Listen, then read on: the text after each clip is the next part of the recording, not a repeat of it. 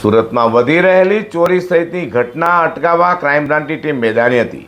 ત્યારે બાતમીના આધારે અડાજણના બંધ બંગલામાં રાત્રિ દરમિયાન ગડફોડ ચોરીને અંજામ આપનારા વધુ 3 રીઢાઓને ઝડપી પાડ્યા છે.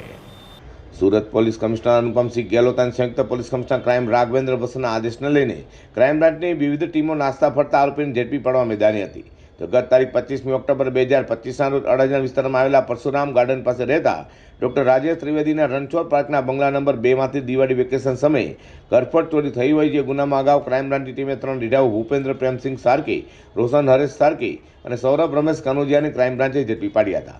જોકે તેઓના સાગરીત હજુ પણ વોન્ટેડ હોય ત્યારે ક્રાઇમ બ્રાન્ચની વાહન ચોરી સ્કોડની ટીમે બાતમીના આધારે પાર્લે ગાર્ડન પાસેથી 3 રીઢા નેપાળી ચોરો કિશોર રૂપે કેપી ગુરગિંગ ચંદ્રસિંહ, વિશાલ ઈશ્વર ખડકા અને નયન બહાદુર પ્રેમ બહાદુર સાવને ઝડપી પાડ્યા હતા.